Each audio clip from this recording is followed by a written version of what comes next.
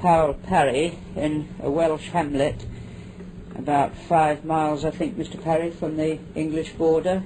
Yes, Plasbenion, a little hamlet of just a few houses. 60 people. About 60 people in this hamlet, and Mr.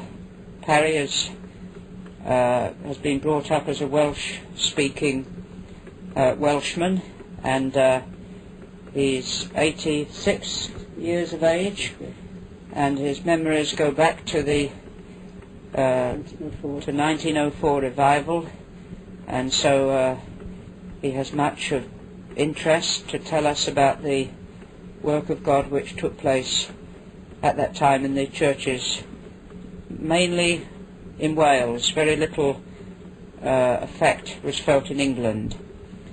Mr. Parry has been a miner all his life. How many years did you spend? 50 years. 50 years down in the same colliery. In the same colliery for 50 years, and has been retired for many years. 21 years. But though Mr. Parry is 86, his memory is excellent, and he's well able to recount what God has done in the past. Now, I thought, Mr. Parry, it would be useful to know just a little about the social conditions of the people in 1904, very different from what they are today. Yeah. Could you tell us a little about that? Well, the social conditions, as far as I remember, of course, it was a mining area, and there were 3 collieries that miners from the district worked in. 3 collieries: Vauxhall Colliery, Havant Colliery, and Bursham Colliery. 3 places, and all, most of the people were miners. And during that time, it was they were very hard times. And the Tories had been ruling, I think, for over 15 years, according to what I remember my father's telling me. And in those days, capitalism, they suppressed the worker. And there were very, very, very hard times throughout the land. So you would have started work... Yes, I started to work on the mine when I was 14, straight from school to the colliery. 14, that would be 1902, would 1901. 1901? Yes. You were 14 then? Yes. And I suppose most of the boys had no other option but nothing else? There's nothing on in mines, Yes. all brickworks. Yes. But mines, really, mines. And were most of the people churchgoers in those days? Very much so. Yes. All the chapels, there were quite a number of chapels: Methodist, Calvinistic Methodist, Wesleyan, Baptist, Congregational, and the Salvation Army Corps, a very good one in Welsh. Oh, yes. Oh, yes, and Church of England. Yes. One Church of England, one in English and one in Welsh. But the whole town was very, very religiously minded, and we brought up in the sound of the gospel. Yes. I remember the church, the chapels was the interest of the whole town. Of course there were, and the besetting sin of the whole land in those days was drink, public houses. I suppose life was so drab that people just... yes, some miners, yes, quite a number of them. But I want to tell you this. One thing was very clear, that in those days, modernism was not in the vocabulary, the modern ideas about the Bible and religion. But the people believed the Bible in those days. They believed the Word. And, but most people, whether they were actually personally committed, or they just believed it as... They believed, they accepted it. Accepted it. Accepted it. There was no dispute about the Word of God. No. And that was a very, very good thing. In all the denominations. And of course, they used to say they were the people of one book. I remember that. That was the slogan. Yes. The people of one book. Mm. And the most important thing to people in those days was the Bible. Yes. And it was a Welsh town. Yes. Generally, very, very few English people lived in it. Now, which town is this? That is what we call Rhos. Yes, The Rhos. Welsh term for it, Welsh name for it is Rhos Llanel Chrigon. But for short, we called it R-H-O-S, Rhos. Rhos. Yeah. And how far is this from Wrexham? Well, it's only 3 miles. 3 miles from The Wrexham. town of Wrexham. Yes. Yes. Yes. Put Now, it off for a minute. so most of the people will, as a whole in those days, before the revival, they went to church, I suppose. Oh, Some- the churches were full. Yes. I remember even in the morning services, it was wonderful to go out on Sunday morning, even when I was a boy. I remember when I was 9, 10, 11, 12. The streets were full of people going to the different churches, and the churches were full in the morning services. Yes. The families, and every denomination, and people were very kind and very neighborly, and there was a Christian feeling, and people were very, very kind to each other, and a very neighborly feeling. And in those days, I remember very well, there used to be great preachers when I look back and remember. I remember they were called to the ministry. Mm. There was stress on the fact that a minister would not go into the ministry unless he was certain that God had called him to the ministry. And I remember there were great men coming from South Wales to the north to preach. I remember quite a lot of them.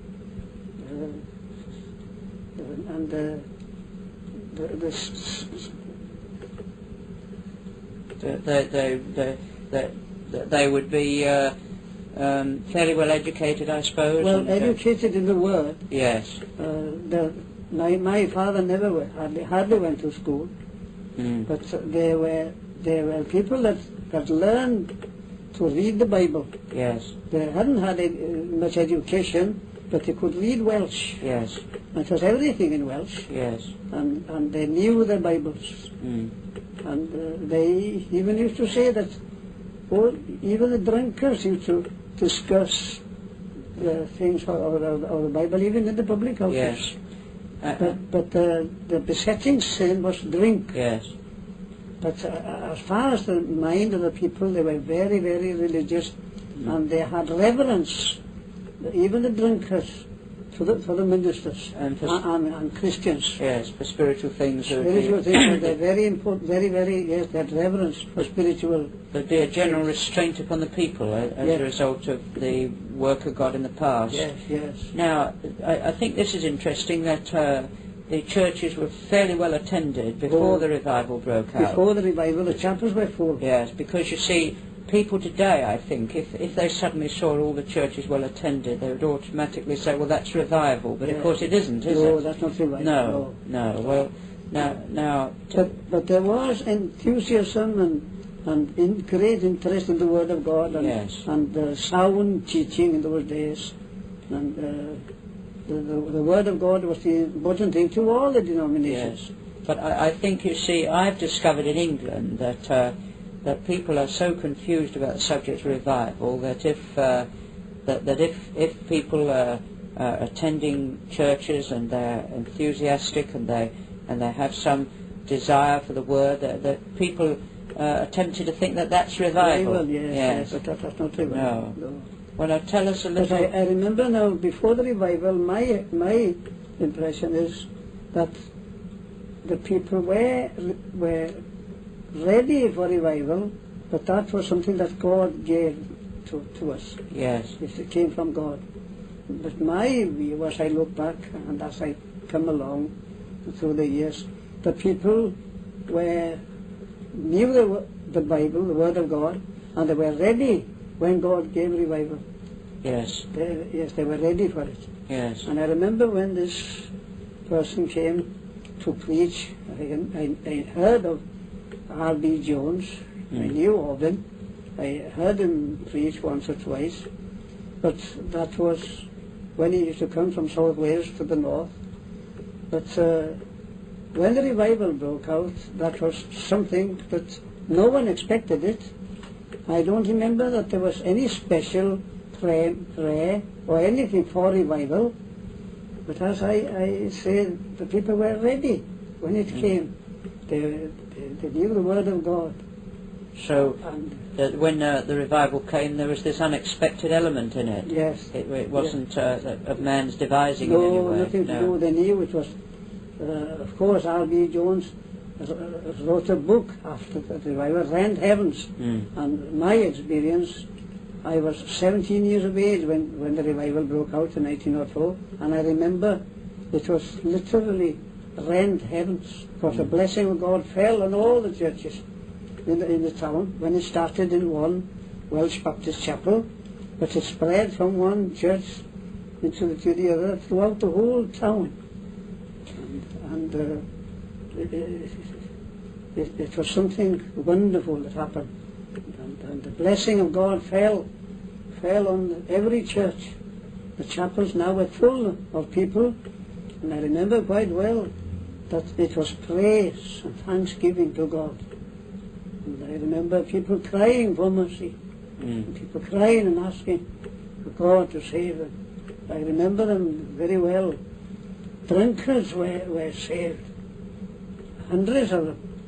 But as the time went on, the chapels were full of people, and the people of God, people that were Christians. They had an experience of the joy and the peace of God and the blessing of God, and it was praising God.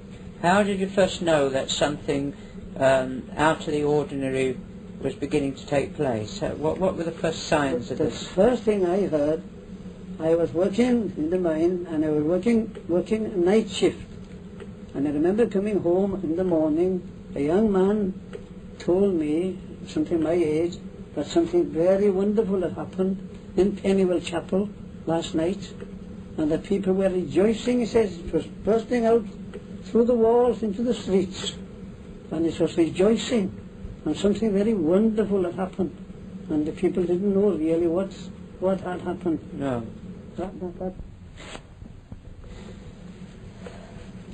Well, now tell us more then, Mr. Parry, as to the revival and how it developed.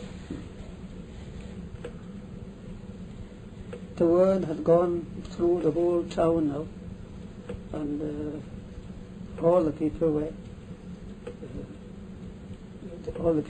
going to this one chapel, Pennywell, Welsh Baptist, but the crowd was so much that they couldn't contain them, so they had to go to other chapels, and it spread like that. I remember in a few days, in a week or two, that the other chapels, the people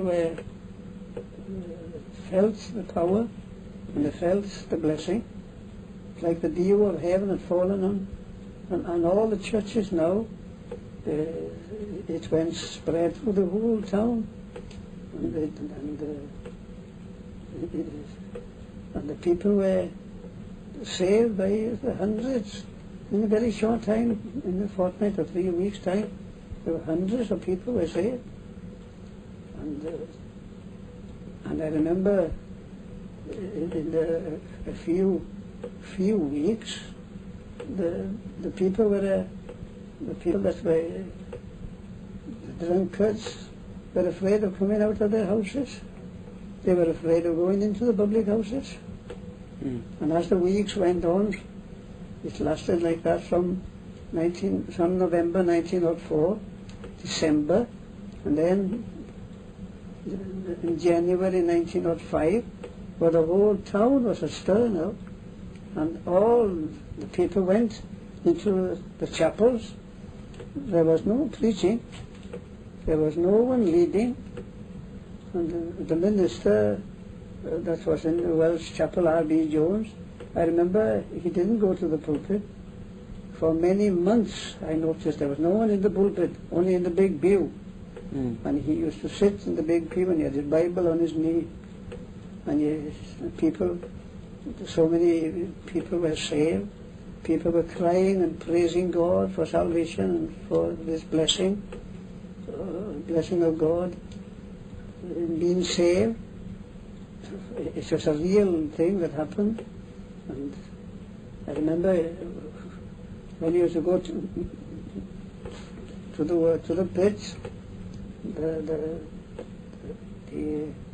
talk was now so and so has been saved, so and so has been saved, and so has been saved.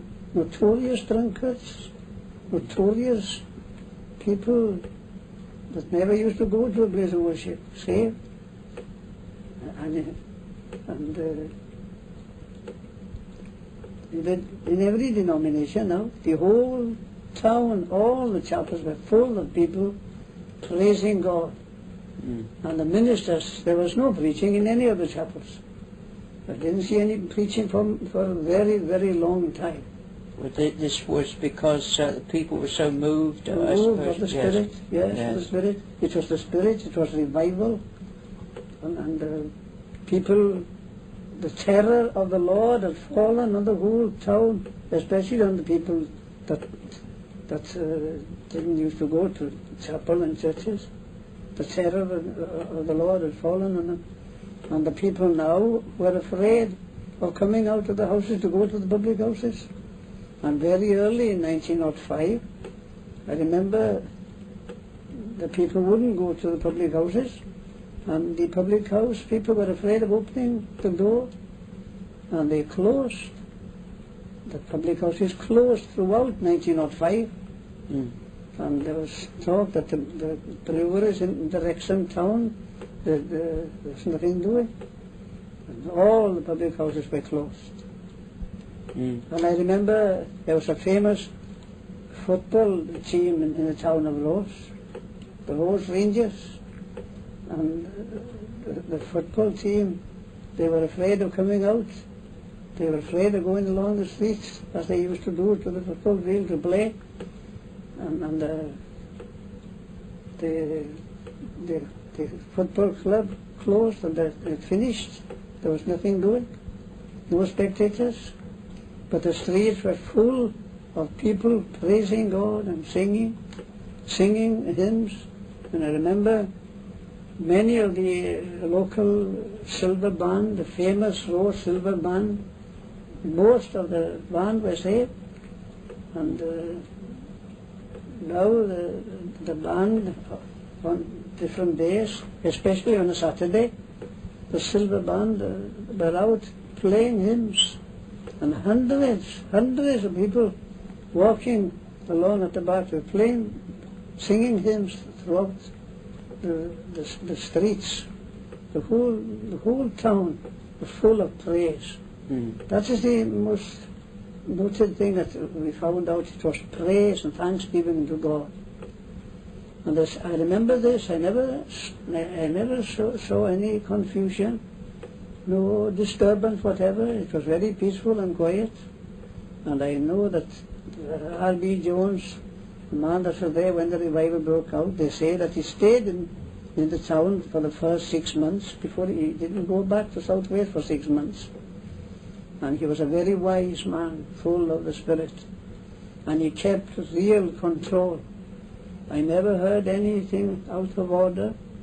But lots of people that were saved were standing up to give a word of testimony and crying and weeping and praising God for salvation and for the Lord Jesus Christ. Old people, I remember old people being saved. Yes, that's an unusual thing. An unusual days. thing. Yes. I remember one old man and he had a beard. I remember his name, William Price. And he wasn't a church chapel going man. His wife was, and his children. But he was not. He'd been a pugilist in his day, so they said. I remember William Price well. Yeah. And he had such an experience that he was overflowed with praise and thanksgiving to God. And he used to tell the people, "Why didn't you tell me, my friends, that it is something like this?" I said. look at the years that the locusts had eaten in my life, I said. I think he was bordering on between 50 and 60. And he was praising the Lord. And he was crying out, why did you leave me all these years instead of telling me it was something like this, he said. And it's just wonderful to hear old William Rice. I remember when he used to go down the fields to work in the morning, he used to be praising God and thanking Jesus Christ for saving him. A person that never used to go to chapel. There were many like that. People, illiterate people really, and didn't know, but the Lord blessed them and saved them. And it was wonderful to hear all these people praising God. It was pleasure to go down pit to work. And I remember now as the year 1905 was going on, while I was working down the mine, and there was praise, and everybody was talking about being saved, and the unsaved, of course, they were afraid, but it was joy, it was much joy to go down the mine to work as it was to go to a place of worship. Yes. The spirit was in the pits, and I remember I said that the manager passing remarks, it was wonderful, he said, to go to work. There was no contention, no disputes, and the manager of the colliery said that the output was 100%, and no disputes, no trouble whatever, and it was a pleasure to go to work. The people had prayer meetings down the mine when everything, the haulage and everything had finished. People were praying and praising. People were saved down the mine, some of them. And of course it was the same in the pits as it was in the churches. Well, I think that point you made, Mr. Parry, about work in such uncongenial surroundings as the mines, being a pleasure to people.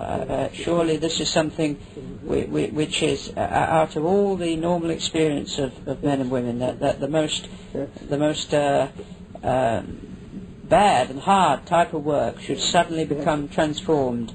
It's a lesson, isn't it, that many Christians find their work hard and difficult, and yet... But there's pleasure then. Yes, tremendous. And no industrial dispute, nothing whatever. No committee going to the manager about this and that, nothing, it's all finished. It was like heaven on earth.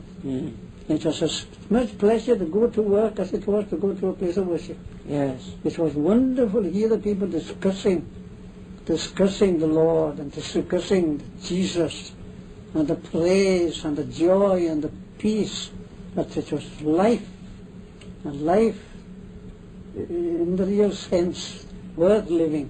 So that whereas people, the conversation would have been about the local football club and other things, or the public house, or anything, it had finished, had vanished away. So even the ungodly... ungodly were afraid. Yes. But some were saved down the mine.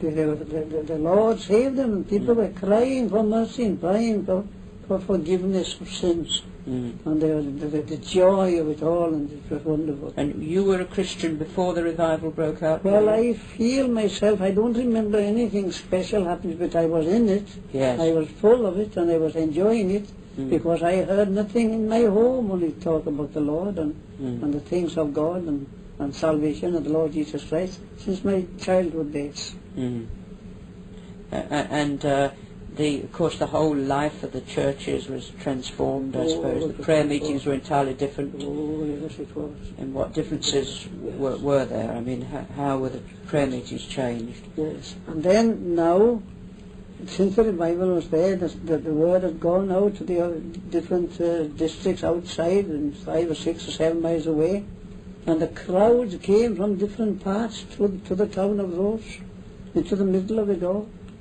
And some people came from there, and they were saved, and they were going back with some of this experience and the joy and the peace to the churches in the outside districts, different. And people used to come. I remember in the middle of 1905, there was a little branch railway from Wrexham to the town of Rose, and it was continuous service for people coming from the town of Wrexham, different parts, to the town of Ross in this branch service. It was only a 4-month return journey. Yes. And the train was continuous service all day from this branch right to the town of Wrexham. What, bringing people who Bringing people into the town from different parts into the revival zone. Yes. So And the people were rejoicing. People from other districts were saved when they came there. Christians from different parts came there. They were going back with a full of this wonderful experience of revival in their hearts, and it was a real reviving, wasn't it? Yes. And the people, I remember people came from America, special boats came from America with crowds to the roads, and from Canada, from Australia, from New Zealand, and from South Africa. The people came throughout the year 1905. It was a wonderful year. So Rose was one of the main centres in North Wales. Centre in North Yes. Wales, yes, it was, Yes. yes. And the strange thing, it didn't happen in the towns outside, but they all came to this town of Rose. Mm. Yes, but they took something with them back again, some of the fire, and Yes. some of the fervour and the blessing and the praise and oh, it was wonderful, wonderful. I remember well now, the children used to go to school, but in those days, children came home to have their dinners. Yes. There's not Dinners provided. nothing School meals. in school, No. but homes in those days were homes. Yes. And it was the mother that was looking after the home, and the father go to work. Mm. But there were no women working in those days. And in the mornings, the wives got up with their husbands, 4:30 in the morning, and 5 o'clock, and then they did their housework from that time till 8:30 to send the children to school. And then the mothers would go to a chapel, any chapel now, no matter which chapel, but the revival was on. And then they'd go home to meet the children, coming home from school, 12 o'clock. And after they send the children, give them their dinner, send back, they'd go back again. They'd finish their housework in the morning from 6 o'clock till 9 o'clock. Yes. And it was throughout the whole town like that. And the women were just interested, the mothers interested. And then they'd go home in the afternoon, they'd prepare a dinner for the husbands. The husband would come home from work, wash, as they were in those days. There were no baths or anything like that. That's the convenience we got these days. And then to the house of God, to a chapel. And it was all praise and worship. And God was glorified in a wonderful way. And the people were blessed with that life was worth living. I remember many were drunkard. I remember one man in particular. There was a notorious character living in the town. He was a superman. I remember him very well. His name was Levi Jarvis. And he was a pugilist. He and 2 brothers fighters. And there was a lot of fighting in those days before the revival in the roads. And Yes. a lot of fighting. It was a form of entertainment, I suppose. Entertainment in those days, yes. They were pugilists. But this man was a terror to the town, this man in particular, Levi Jarvis. I remember him very well. And he was a terror, he was a superman, he was the biggest man in the town. He was afraid of coming out of his house. He was afraid of coming out with a crowd to go to work in the morning. He used to get up and go out of the house 4 o'clock in the morning instead of 5. He was afraid of the revival. Yes. Oh, he was afraid. He was stricken with terror. And his wife was very, very concerned about him, afraid of him going out of his mind. So I remember R.V. Jones, the revivalist, heard of this man in this terrible state, and his wife feared him very much. She was afraid of coming home and afraid of going to work. But one day the revivalist went to see his wife. There was talk about him in the town, and people were praying in the churches for him. I remember well, heard them praying for Levi Jarvis, this man that was in such terrified, and the terror of the Lord had fallen him. He was afraid of everybody. when everybody was afraid of him before this experience. Yeah. So the revivalist went to see his wife, and his wife was weeping in the house, but of course he was at work. And the revivalist inquired about, she said, I'm afraid of him going out of his mind, she said. He can't eat, she said, he can't sleep. I don't know what is going to happen to him. So the minute the revivalist spoke to his wife, he went to see her one morning, about 11 o'clock. And then he went back to the Calvinistic Methodist chapel then. And however, when the husband came home, his wife said to him, she said, what do you think? He said, R.B. Jones has been to see me today, and he's inquiring for you, and they're praying for you. He said, let me have something to eat, and let me wash, he said, for me to go to the mountain out of the way, he said. And there's a little place not far from the mountain, it's only about 1.5 2 miles walk. So his wife gave him dinner, and he slinked away out into the mountain, out of the way. He was afraid. But he came back from this little place where he went near the mountain. The Lord saved him in the mountain. And he came back. He went now to the chapel that very afternoon, that evening. And he came to the chapel, his hair, with his 2 hands up, surrendering himself to the Lord. And he cried when he came to the chapel, inside the chapel. He asked, can the Lord Jesus save such a wretch, such a sinner as me? And the people started to sing and pray. And the minister said, come along, brother, he said. And he went into the big pew and he was saved. He went on his knees in the big pew and he was saved. Marvellous. He was saved. What a wonderful thing. Well, Levi Jarvis has been saved. The notorious drunkard and pugilist and fighter, a very nasty, bitter man. Yes. Now he's like a lamb. And can I just ask you this question? Yes. Did he after the revival, did he continue as a godly man? He continued to the end. Did he? Yes. He continued to the end. And he was a notorious pugilist and fighter, and he couldn't read, but he learned to read Welsh. And he continued like that. He was in middle age when he was saved. Yes. Well, in his 40s. Yes. 40. And he continued to the end. He lived to be 80. Did he? And he was always talking about that experience. Yes. I had many a chat with him. Yes. In his old age, he used to say to me, come here, John. He said, let's talk about the revival. Let's have a chat, he said, about that time when the Lord saved me. Yes. Well, that's a very interesting account, Mr. Perry, of that Yes, man. I've got something else now with revival.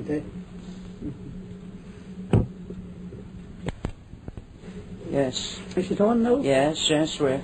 I remember now, in the pit where I worked, there were 90 little ponies. Ponies? Yes. Ponies. Shetland ponies, I suppose. Ponies fetching hauling the coal from the colliers, from the wickets. Only small, little ponies. Yes. That was the mode of transporting the coal in wagons. So yes. The drams, you see, they hold about 10 hundreds of coal. Yes. And a little pony on rails, a four-wheeled wagon. And there were 90 ponies in one pit and 80 in the other pit. Now, before the revival, there were what you used to call them chalter masters, slave drivers, driving those young boys, and I was one of them. Yes. We only had a pittance of a wage, 3 shillings a day, 9 hours and a quarter, 9 hours and a half shifts in those days, and working all day non-stop. For 3 shillings? For 3 shillings a day. And we thought it was, if we had a penny rice, it was wonderful. Yes. If you had a penny, if you had tuppence rice, my word. However, there was 2 men looking after the ponies in number 1 pit, father and son. Yes. And in the other pit, the father and son-in-law married his daughter. And they worked 12 hours. They worked 24 hours. They do as they like, look after the ponies. Yes. You see, but it meant 12 hours nearly, a shift for both. But they could go home when they liked, but they had to look after the 90 ponies. Yes. And there was something to do to groom them, feed them, and look after their gears and this and that. Plenty of work for them. Yes. And before the revival, some boys were very naughty and nasty. Of course, as you find them, you find good and bad boys, always. And they were in those days. But these slave drivers that were driving the boys, and they were having the wages, that was the system in those days. Yes. So she's driving us boys, but they had the big wages, and really it was a tyranny. Yes. Terrible. But when the revival broke out, there is a verse, it says, he that believeth will not make haste. It was the same thing when to be down pitch as be up in those days. You were as happy down pitch as you were on the top. And every boy looked after his own pony.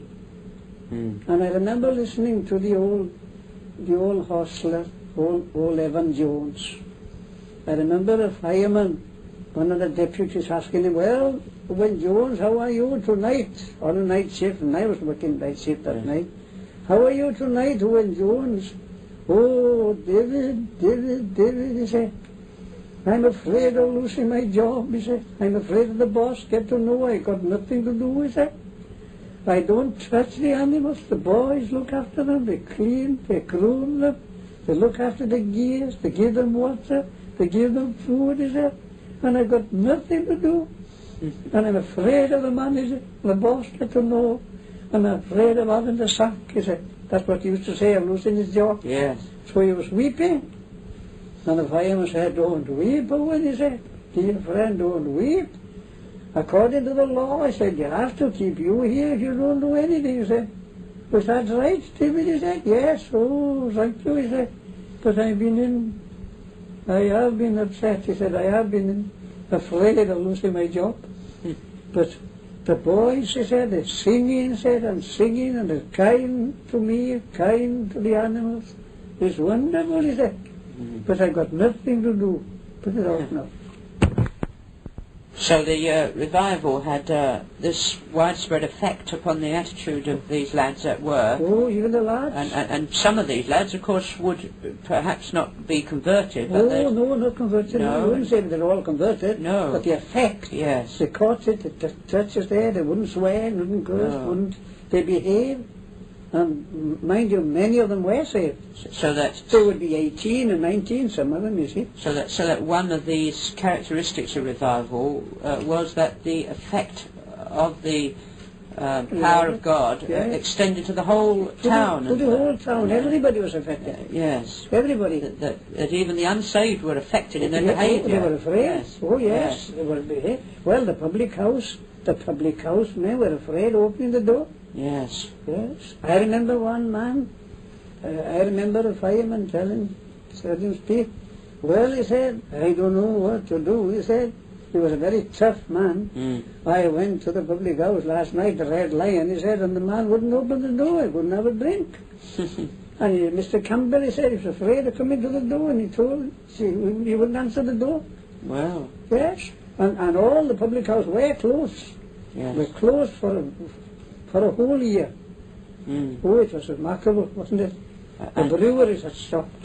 And I suppose there was the police and noticed a big difference. The police were in the revival.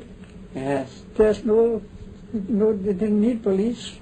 Yeah. No. But of course, in those days there was no traffic, no cars. No. The car, I never seen a car. No. Only the horse and trap. And of course, in the afternoon, all that was finished.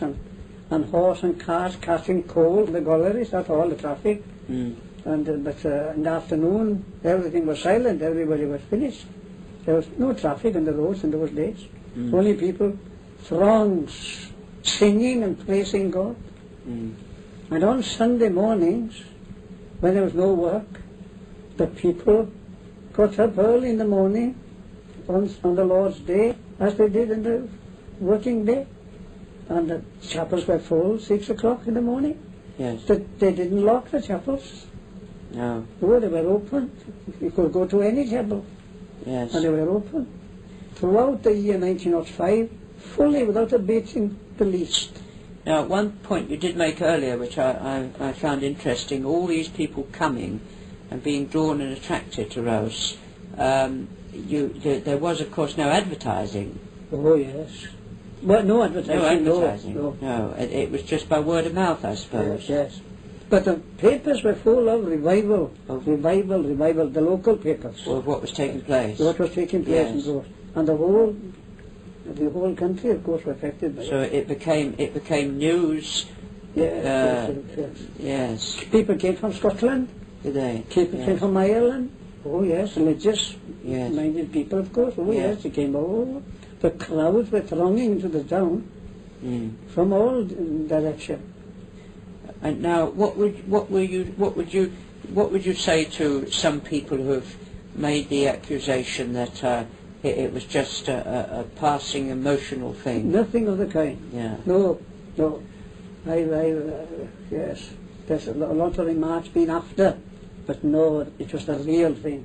And whoever, I've heard many a minister now criticising and fighting, but no, it wasn't right, it wasn't true. Of course, I mean, we see... The enemy. Yes, the enemy. There are naturally excesses in all, even true works of God, you But find. no one in the district would say anything like that. No. Perhaps somebody outside somewhere, quite a distant way, but not from not from Wrexham even. No. The Wrexham town that was affected through it. Yes. And business and everything. Oh, yes.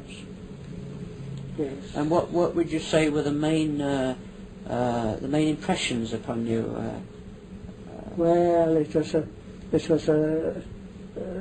tell you this, and this is, they made a remark about this, that people didn't want so much sleep in those days. Well, there was life in the air that you breathed. There was power, and there was life, and there was activity, and the people didn't want so much sleep. And it's quite true, I remember well. So, you never felt tired. No, I think this is interesting because some of the campaigns and big efforts organised in recent years tend to leave people and churches exhausted, whereas what you're saying is that the effect of the revival was to elevate and invigorate people and revive physically. Physically, yes. Bodily, if you revived the physical body, yes, of course it did, without a doubt. And the children were interested in schools, talking about Jesus. Yes, no, that's interesting. Children were, children talking about Jesus. Children of 6, 7, 8, spontaneously. It was. Just amongst themselves. Yes. Of course, they had it in the homes, didn't they? Yes. That was the talk, was always nothing. But the Lord Jesus and food was wonderful. And did tell me a little more about what happened amongst the children? Did they just get together of their own accord then? Some of the teachers were weeping, listening to the children talking about Jesus. Yes, I remember that. The teachers were weeping. The touches of the children, what they said about Jesus and this. It was marvellous. And what sort of effect did it have upon the children? Well, the children were very, I don't want to know what to say, but they were obedient and kind and nice, and there was something very, very, which was wonderful even in the schools. It affected the schools. Yes, in the playground and everything. Yes. Yes. And were the children able to testify of deep spiritual experience? No. The children used to talk about Jesus. Yes. And they used to say some very, very strange sayings, Yes. that had affected the teachers. Yes. Yes. Can you remember any of the things? I don't remember about R.B. Jones' remarks in that friend hymn. Yes. So, but I can't just remember it now. No. Something very, very wonderful. Yes. Some little child said. But these experiences the children had, they were out of the ordinary. Yes, it was out of the ordinary. Yes. Yes, it was revival talk, wasn't it, and everything. It was wonderful. And when you think of revival today and you think of the situation of the churches today, what is it you're looking for? How do you tell the true from the false? Well, it's very, you see, now, in those days, I remember quite well, before the revival, there was discipline in churches. Yes. In every church. There was discipline in the church. And to be a member of a church in those days, before the revival, well, you were a madman if you were a Christian. Yes. And the world acknowledged, the world respected Christians in those days. I don't say everyone did, but there was a feeling, well, we expect something from a Christian. Yes. And I'm saying Christian life in those days was different to what it was today. It was reality. Yes. But when the revival broke out, of course, it was something extraordinary, isn't it? Yes. But before the revival, there was discipline in the churches, and the knowledge. But now, well, the fact about it, that the non-Christian was afraid, and they had to submit, and they knew that something wonderful had happened, and we had to do something about it. And most of the drunkards, as far as I remember, most of them were saved. Now, what would you say was the effect upon the Christians' experience and the Christians' life? Well, the Christians, you see, I don't remember how long it went without preaching, but it went for a very long time. I don't remember a man going to the pulpit to preach. So, do you think that was a mistake? No, I don't. You don't? Some people criticize that, but Yes. I don't. No. R.B. Jones was a man full of the Spirit, and he knew it was revival. Yes. You see, the heavens were rent, Yes. and then the Spirit was there. It was a Spirit life, and the people enjoyed it. It was life in the true meaning, deep spiritual experience, and people enjoyed life. As I was remarking, it was the same. The proof of it was this: you were as happy in the pitch as you were at home or in the church. Yes. It was one thing. It was life. You were enjoying God, enjoying the presence of the Lord and the Spirit of Jesus Christ. And people, they knew that the Lord Jesus was in their life. It was in their everything. It was everything. There was no dispute, no trouble about social circumstances that failed. You used the phrase they were enjoying God. They were enjoying God. And the presence of They God. were enjoying the life, which is life indeed. That's the remark. Yes. Life was life indeed. They enjoyed life and not things. Yes. Things was nothing. Didn't count things. No. It's wonderful. Yes. In the summer of 1905, I remember I was in a congregational job. It doesn't matter which job you went to then. Baptist, Congregational, or Methodist. That denominationalism was gone. And a gentleman came in about 9 o'clock in the morning to a chapel. The people were there since 7 o'clock in the chapel on a Monday. Monday morning. The collieries worked 11 days a fortnight. And every alternative Monday was what we used to call playing Monday. No work that day. And that was a grand day for the revival. Everybody, full day on Monday after Sunday. Yes. So a gentleman came there from Barrow-in-Furness, that is northwest Lancashire, on the coast. Barrow-in-Furness. Yes, I know Barrow. The man went home from service one night with his 2 daughters on a summer evening. And of course the papers, there's a lot of revival, talk of revival, even in that part of the world, in Lancashire. Revival in Wales, revival. So the father said, one of the daughters said to the father, "What do you think, father?" He said, "What about going to North Wales, to where the revival is?" "Well, that's a wonderful idea," he said. "How shall we go?" 2 sisters and the father. "We go by midnight tonight." Train. Midnight, Yes. train midnight to North Wales. And in those days, of course, there was no noise on the railways, only just special goods trains and very rare train, only at midnight. So they decided to go from Barrow-in-Furness with the midnight train. And they went, the father and 2 daughters. They went on the train. It was 6 o'clock in the morning before they arrived in Chester. 6 exactly it arrived, and they had changes from Warrington, different parts. They arrived in Chester station 6 o'clock in the morning. Of course it was train that stopped in every station and halt. Yes. So he came on the platform.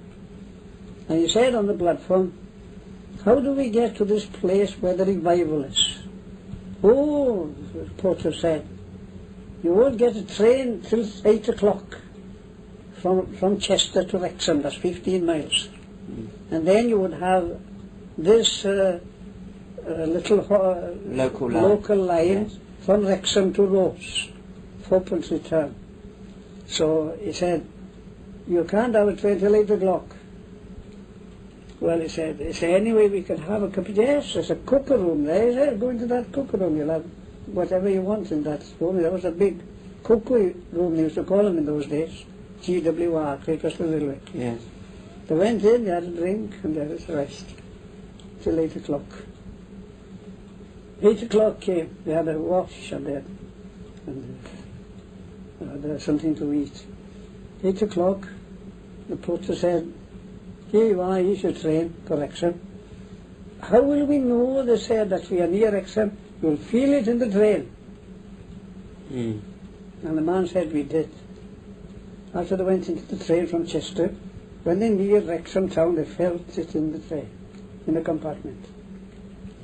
But they missed the Wrexham train. They went on, further on the main line, to a place called Johnstone, about 3 miles away, out of the bottom part of the Rose town.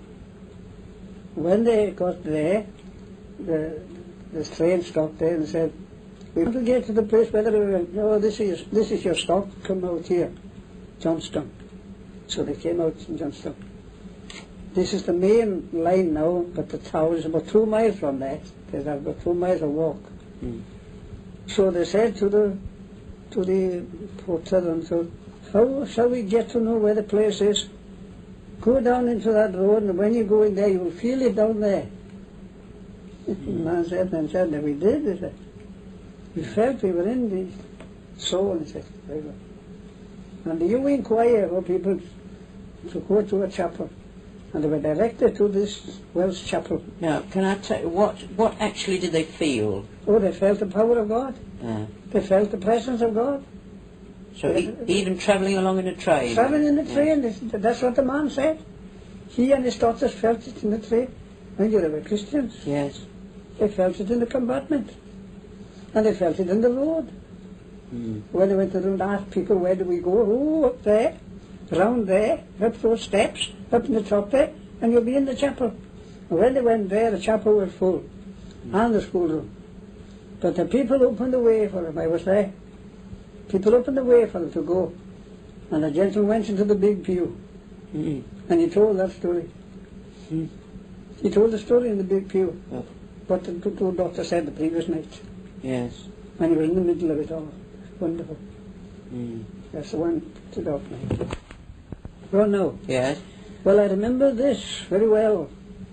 It was a Baptist chapel, and there was a well, of course, in the chapel.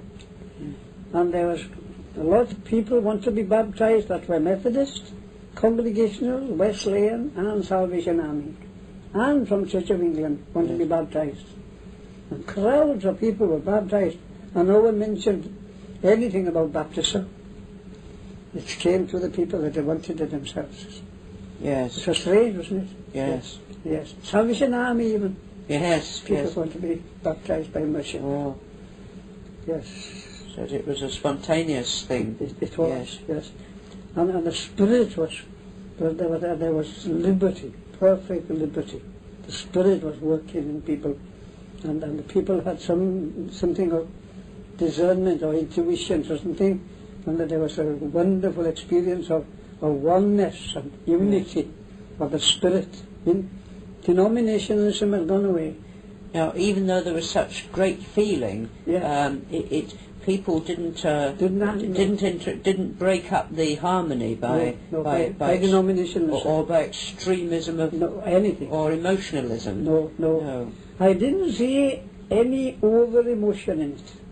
And I believe it was the wisdom and the experience of the revivalist that was there. If anyone was to share or do something, he would just call upon them. Just no noise, no commotion. No. Never seen commotion. No. I'm certain of that. I proved it. And who people says there's froth and there's nothing of the kind. Not in the roads. But the revival in South Wales was on a larger scale because it was in the valleys there, wasn't it? Yes. And Evan Roberts. Yes. But I heard from another man there's a difference in the true revivalists, in the true men that were there during the revival. R.B. Jones kept things down. Yes. Never heard anybody talk about second blessing or speaking in tongues. Never heard anything like that. That's why I say there's no need of it now as today. Yes. He was a more experienced minister, though. More Yes. experienced minister. Yes. And he was a very wise man. Yes. And according to what I hear about him, he paid the price. He paid the price to be used of God. Not to be a revivalist, but to be used of God.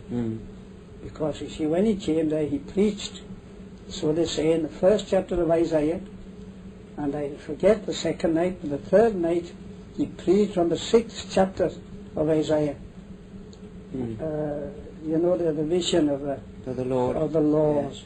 And that's when the revival broke out, on that moment. Yes. That's when it started.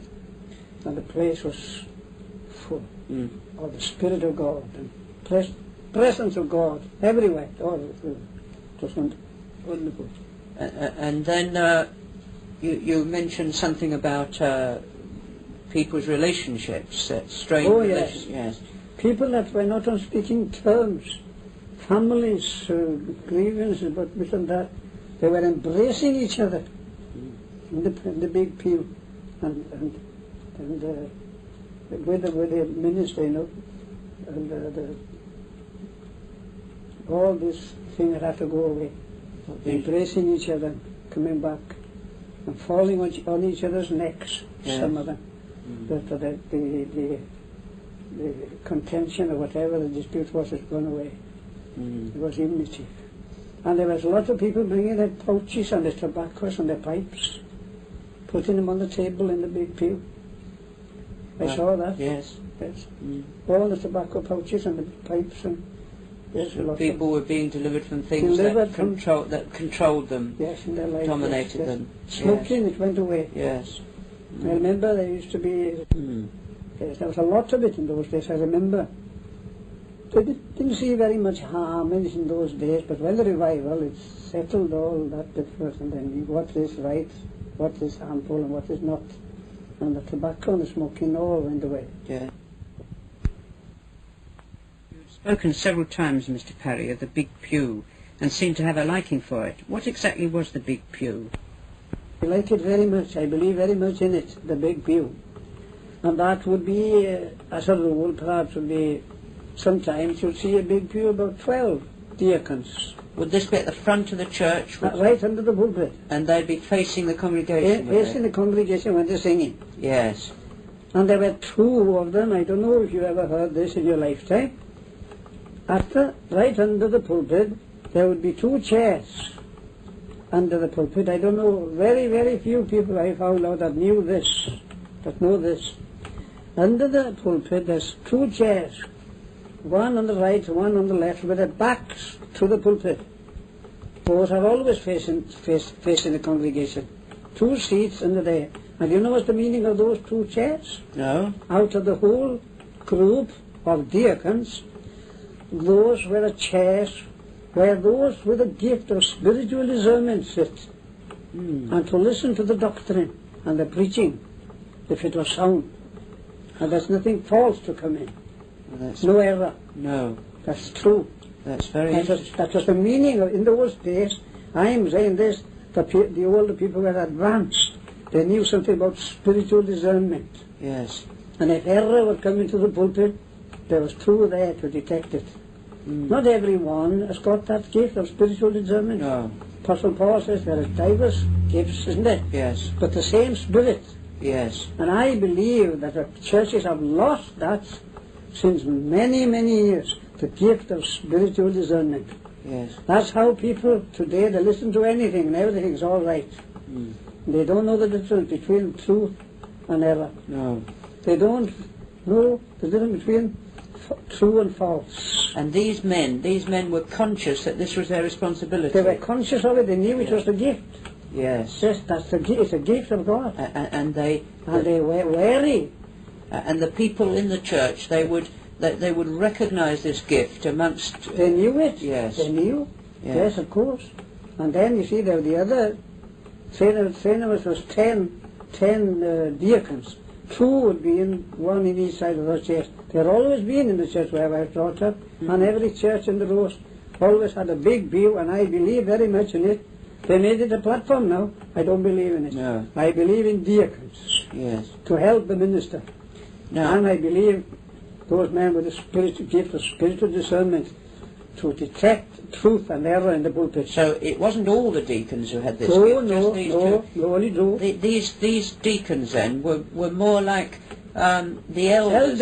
Yes. Elders. Yes. What we call Yes. elders. Doesn't really They were matter what they're called. No, does it? no. But they were, mind you, in those days you must be a real Christian to qualify for that position Yes. of being an elder or a deacon. Yes. It was important. Yes. See, yes. And they knew the doctrine, and to see that it is sound and true. Yes. It is important. And the churches have lost it since many, many years. Yes, so they have. They know the difference today between modernism Yes. and true gospel and true teaching. Yes. And the churches are at a loss because that's gone. It's not important these days. The minister can do what he wills and what he likes. Yes. But they couldn't in those days. No, there's no check on the ministry. No check on the ministry. No. But they knew in those days if the man was called of God or not. Yes. Yes. I remember many in those days before the revival now. I remember ministers. I remember quite a lot of them coming from South Wales. I remember a man named Lee Davis Brinaman. He was a miner, a boy. He started to work down pit like me in the mine. He was called of God to go into the ministry, and he refused it. He was afraid of it. He was afraid of the call, the seriousness and the importance of the call. That's what I like. In those days they were serious. It was a serious call. And Lee Davis refused to go into the ministry. Not because, you see, but he was afraid. Yes. But he lost his eye down the bit. He had to leave the bit. And then he accepted it. So the Lord forced him in. Forced him into it. He believed it himself. Yes. Yeah. I remember another man, John Thomas. He was a minister in Myrtle Street, Liverpool, for many, many years. The English Baptist, and he was a thorough Welshman. He was a cripple. He had the same thing, a call, and he refused it. I'm going back to the last century now. I remember the man well. He had an accident in the mine and crippled. And he went into the ministry. What a wonderful man he was. Was he? A wonderful man. John Thomas, Myrtle Street, Liverpool. I've got a book in the house here by him somewhere. And they, in those days, before the revival I'm talking now, the men, it was a serious call. Yes. It's not so serious today. No. Now, you did mention in your account... Is that on now? Yes. You have mentioned from time to time, you've referred to R.B. Jones as the revivalist. Yes. But you're not meaning it in the sense in which people use that phrase today, are you? Oh, not a revivalist. He wasn't. Yes, he was a revivalist, but I didn't. We wouldn't call him a revivalist myself. No. I don't believe that God calls revivalist. No. It's God that gives revival. Yes. But you see, it's God gave revival. R.B. didn't go there as a revivalist. No. No. But the revival broke. It was an experience for him, wasn't it? Yes. He happened to be there, a minister. He wasn't a revivalist. I don't believe in the term revivalist. So you've only used it in the sense that God used him. God used him in the revival. Yes. And R.B. wouldn't call himself a revivalist. No. But revival is from God. Yes. That you would say that then the great characteristic of revival is that it just comes down. It comes down, yes. And I believe this. The Welsh people, I don't know how many have asked me, can't we have a revival? That's from God. But I can't see any hope of Wales having a revival in the condition it is now. No, I can't see it. I'm saying this. The people before the revival, 1905, they were godly people. They were serious as Christians. Because being a Christian to me is a very, very, very serious call. and to live it is more so. Mm. And then to have a church, well, I can't see myself today. I don't know. I can't see any hopes of revival myself. No. Nothing is impossible with God. No. I know there's nothing too hard for God, but He must have a people ready for it. Yes. That's my Yes, quite. way of thinking. Well, now, what would you say about referring to something else again? What would you say about people who are caught up in some rather exciting movement in which perhaps there's spiritual blessing and rather large numbers of people are gathered together, and they're tempted to think of this as revival? Yes, I've been in many of those, but it isn't revival. No, well, that's interesting that you should have been in those. I've been in many. Now, what is the difference? Well, I'm saying this. I said this. I've been in many of these second blessing meetings, but I don't agree with it. No. I don't agree with this working thing up. In fact, what I feel with those meetings, there's something that men are worked up, but revival comes down. Yes. I feel revival comes down. You can't work it up. No. You can't concoct revival. No. No. But what I feel is the slogan in those days when I was a Christian, when I was a young man, was a complete and a total surrender to God. Those are the people that can expect revival. Expect it, I say. Yes. Yes. You can't work it up. No. But you can. There's possibility. And then, what would you say that there are many Christians today who perhaps have go to meetings where they do receive real spiritual blessing? Oh yes. And perhaps they're tempted to think that that's revival. Well, now, how would you distinguish? Well, I believe myself this. I'm convicted of this myself. I say from experience. I remember the revival, but I'm saying this. I feel it's just a matter of boasting. I haven't lost it. No. That thing's always been in my mind. I can't forget it. And I say it's a condition, a state of, well, of course, there's such a mixture in these days of doctrine and teaching and this, I don't know. There's such a mixture. There's more arguments in church today than unity of the Spirit. Yes. And unity and understanding of sound biblical doctrine of God and Jesus Christ and Holy Spirit. There's too much arguments. Yes. And I've made my mind up since many years. I'm not going to argue anymore. No. There's no time to argue. I want to live it. Yes. And I'm saying it's a life worth living. I believe very much in William Law's serious call to a devout and holy life. Yes. That's Christianity to me. Yes. A very serious call. A very, very serious call to a devout and holy living. And the churches have missed it since many, many years. Would you say that in that the tendency today is for Christian people to look round for excitement and feeling for its own sake, whereas in the revival you were mainly taken up with enjoying God for His sake? There was peace and quiet and tranquility, and you knew you were in. Yes, it was very peaceful, very real, very sound. Yes. Something that you knew. Yes, it was life indeed. Yes. Oh yes. No, I can't see any hopes as far as I can see, and I'm not pessimistic. I'm optimistic. I believe in some apostolic optimism. I believe in it. Yes. Oh yes, apostolic optimism. Well, I say myself, one man can have revival, but remember it's on God's terms and God's condition. Yes. So that even though there hasn't been a general revival of religion, but individual Christians may have had a touch of the real thing. Oh, I believe it. Yes. Oh, yes. I believe God does bless individuals. Yes. He blesses women. He blesses us. Yes. I know my wife is going through a wonderful time now. Yes. She's going through in these last few months. Yes. Only her and me. Yes. Yes.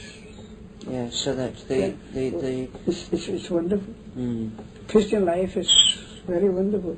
Even and to me, people think that we live in a different age. No, sin has never changed. God hasn't changed. Grace of God hasn't changed. The same thing as the apostle. Apostle Paul, 2,000 years is nothing. Well, as Peter says, 1,000 years to God is a day, Yes. and day is like 1,000 years. And to the Christian, time is nothing. Time's not in it, is it? No. No. No. Now I'm interested to know what happened to the young people at the time of the revival, Mr. Perry. Yes. Yes. Did, Well, did they have special meetings or did... nothing whatever. There's nothing. There was no groups. It was the same for the young and the middle-aged and the old. But they all went to the same meetings? Everyone went to the same meetings. And after the revival, when it started, they went back to the Word of God. And then the old-fashioned way of the Sunday school classes and a real teacher, Bible Sunday school teacher, and the Word of God. But it was wonderful then because everybody was the same. It was the same spirit, and they all enjoyed it, and it was wonderful. Yes. And the meetings, the midweek meetings then, the chapels were full after the revival for quite a long time, far into 1906. The revival didn't abate till after 1906, August. But after that, 1907, 1908, socialism came, social reform. That's when things started to...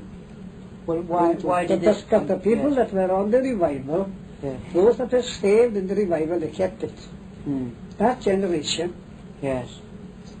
kept it right up to 1914-18, the war. The churches were going wonderful. There was something in them, but there was a lot of that socialism and ILP came. Yes. Blatchford, and Musgrave League, all these rebels, infidels, they didn't, no interest in the gospel, no churches. But wanted social reform. I want to overthrow capitalism. It was beginning, coming strong, you see, then. And people, these people taught that this was what Christianity was, I suppose. They said, Yes. this is Christianity. Yes. Less work, more wages, more holiday, and fair play for the workers, and they let her lift up the bottom dog. That was the slogan. And down with the idle rich. That was the slogan. You see, Yes. before the First World War. Of course, it was understandable, wasn't it, that attitude, particularly in Wales. Well, it was throughout the land. Yes, because the people had suffered such a loss. Oh, there's no doubt about that. No. I understand quite well. Toryism was cruel. Yes. Very, very unsympathetic and hard. And there's no doubt about the people were striving and a struggle to live. What they used to say, it was a struggle to have two ends to meet.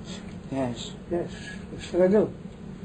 But the Christians didn't, not so much, very few Christians would enter into political, they were not politically minded. No. No. Why would you say the effects of the revival, or let me ask you first, why did the revival wane? Were there any special influences which were found in the church which you think quenched the spirit? Well, yes, I believe modernism came in the beginning of the century. Yes. And just in the latter end of the last century, modernism. Yes.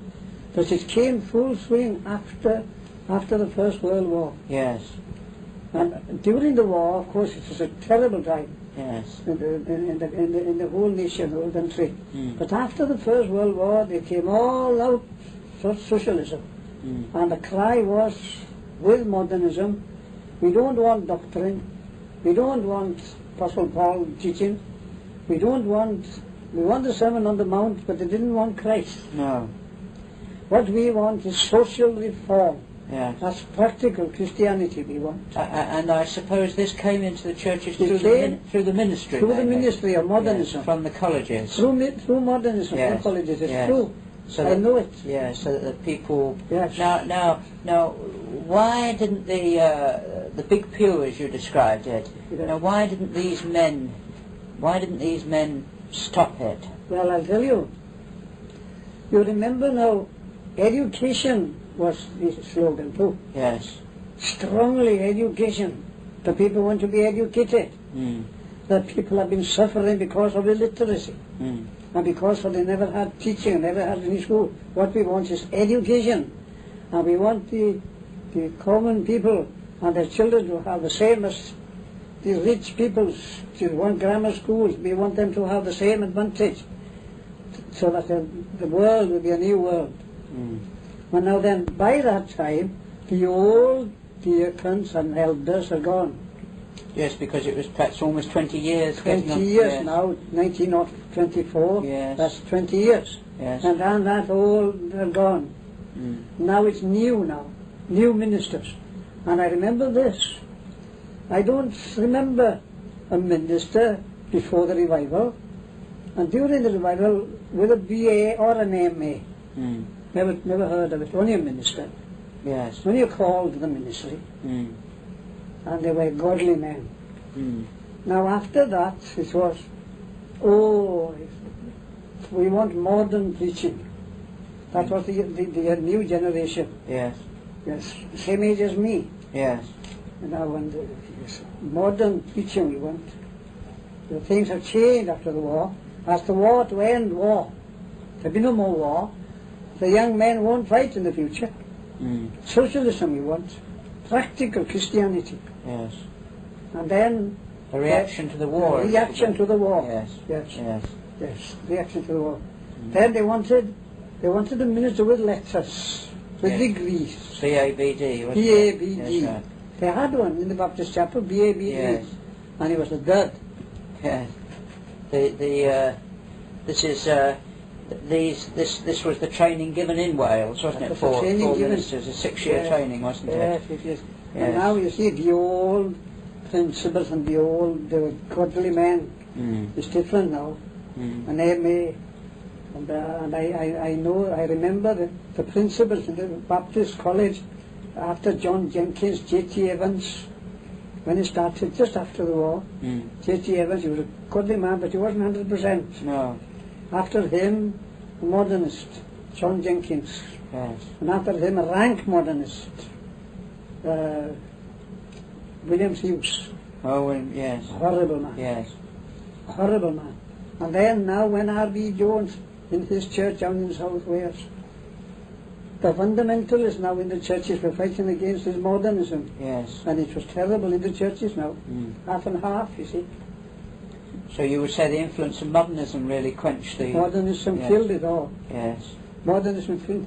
Well, And the people, I suppose the general people didn't really know what was happening to them. they didn't know. No. They didn't know what was happening. No. But mind you, now, and I believe this, it was my conviction. Mm. I'm not against education. No. Right. I don't like illiteracy. I never had any education in it. Mm. But I do believe this, that there were better character, I'm talking about character now, honesty and straightforwardness, and the worker was an honest worker in those days. Mm. As Christians, they give what Paul says, you respect the master, whether he's a good or a bad one. Mm. I like that teaching. Yes. And the Christians obeyed. They were real, genuine for the good or the bad master. Mm. They were. And there was value for value in those days. And the old people, they never overstressed socialism or anything other than Christian living. Mm. But modernism in the churches, it came like an avalanche Yes. and changed them all. Mm. They're empty now. Mm. The chapel where and after that, of course, came, after the Second World War, Welsh nationalism. Mm. And it's all mad in Wales now, Welsh nationalism, of course, like Scotland and Ireland. And there's such a mixture now, we don't know where we are. No. No discipline at all in churches and chapels. Mm. So, Now, going back to the time of the revival again, what effects did this have upon people's prayer life? In the revival, I suppose, there was great liberty in prayer given to people. yes, but it went on very well till after the war. Yes. Of course, there was more stress on social reform and these different clubs and things, and then it's then that it waned in the churches. Yes. And then the second generation and generation that, they didn't know what prayer was like the old people. No. Oh, no. No. Then the congregation midweek services were going less Mm. and less. But before and during the revival, and before the revival, the chapels were full of midweek services. Yes. Full on what we call the sayats, the testimony service on Tuesday These night. experience meetings. Years meetings, they're Yes. wonderful. It was worth going to them. It was wonderful. Mm. Well, there's always someone prepared to stand up and to speak. And it was a real blessing to go. It was a means of grace. Yes. That's what they used to call those services in those days. It's a means of grace, as they announce it on the Lord's Day. Yes. It's a means of grace on Tuesday night and Thursday night. And in the prayer meeting, well, of course, I suppose a lot of the services during the revival weren't really just extended prayer meetings, were they? Yes, it was free, it was open. Most, Open, yes. yes, open prayer meetings, yes. So that the Yes. services didn't have any real order except No. what the Holy Spirit That is brought into the the... leading of the Spirit for a very long time. Yes. Very, very long time. What people would just announce hymns and... Yes, some would give a hymn out yes. instead of a word, a hymn and a Yes. hymn. And it was singing in the Spirit. Yes. It was melody, as Paul says, isn't it? Mm. In the soul and in the Spirit. It was something from the heart. Mm. It was wonderful. Mm. Yes. Mm.